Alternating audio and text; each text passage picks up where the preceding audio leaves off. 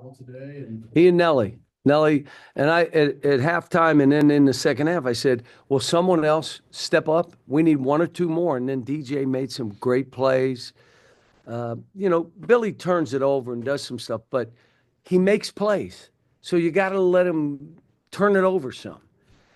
Carter was starting the game loose. The kid stole the ball from him. He shoots an air ball instead of driving it and recovers, but he wasn't staying in front of anybody. Billy was, Nelly was, DJ was.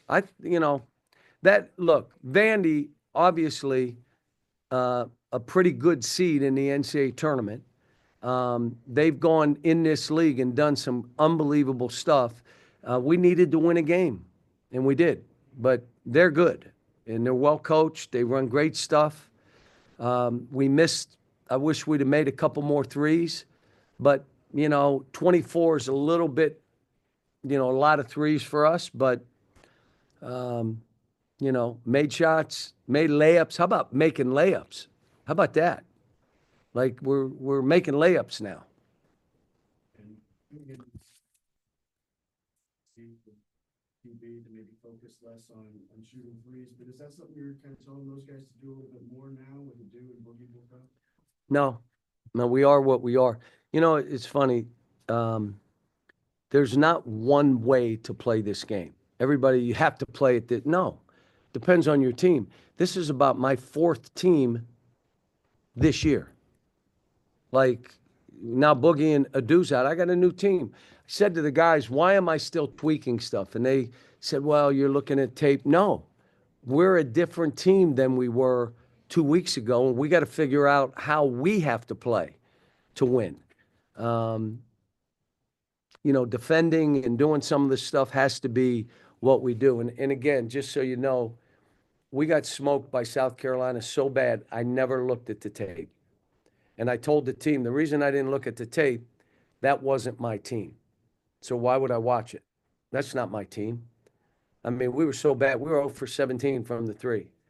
We're getting, I don't even, missed free throws, missed layups, missed one-footers, missed everything, shot 15%.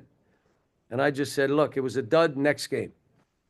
And, but I'm happy for Trevin. It's been a up and down road, but I keep telling him, you got stuff that a normal guy doesn't have. Now bring it. And I told him, I'm going to hold you accountable.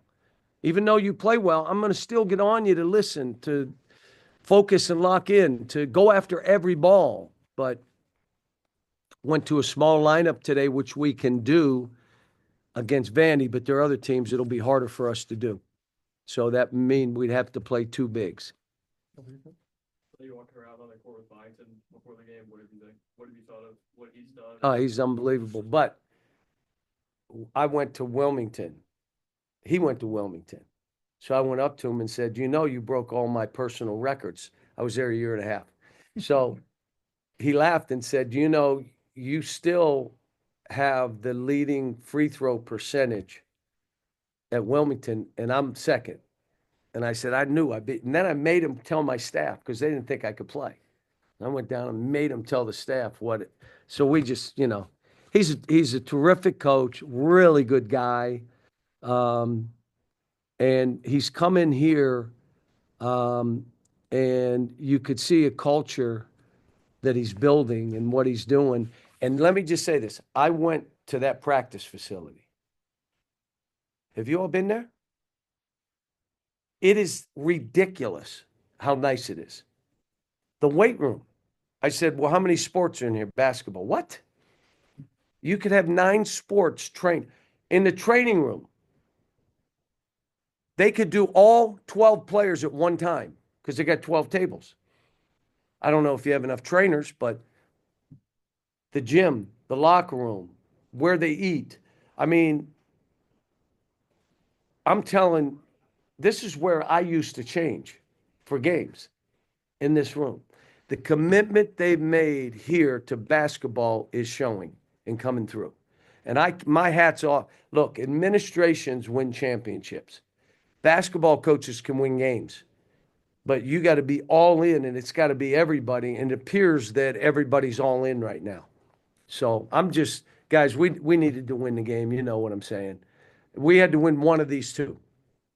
We won this one. Now, hopefully we'll show up for 11 o'clock game. So they're sending us home at 3 in the morning and we play 11 a.m. game. I know they've done that to other teams in the league. Not. In the back, Coach. You mentioned that this is the fourth version of this team you've coached this year. Obviously, there's a lot of challenges that you guys have had to endure, but what excites you about this current version of this team? Well, what they've been through. We started 0-5. Like, it's over. He stinks. He can't coach. They can't play. He stinks. That kid stinks. And some of the guys, they were bazooka shots at some of these kids. And they withstood it. They persevered. And I kept telling them, when you get through this, you're going to be so much stronger, mentally tougher, that there'll be things later in life that happen to you that won't phase you, that would knock you on your back if you hadn't gone through this. And so now, for me, for them to win the game like this, when they had to, and do it together, it's just, I'm enjoying the whole year, to be honest with you. I really have. We were 0-5, and we broke champagne when we beat Georgia, because I knew we weren't going to go 0-19. We might go 1-18, but we weren't going 0-19. And so we've had fun with it. We got some good kids coming in. You will see who's staying.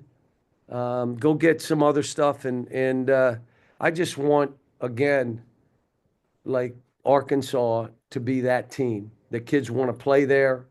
The TV, two of the highest rated games this year were us. Illinois and Kentucky. Those are top 4. You want people to want to watch us and, make it the thing. And our fans, these last games have been like, I'm like, wow. And we were 0-5. They were still being nice. I said, geez, what's going to happen if we win a game or two? So, but I'm happy for the guys. Our hard work pays off, all that good stuff. Can I go so we can get home by 2 o'clock? 9 different starting lineups in 30 games.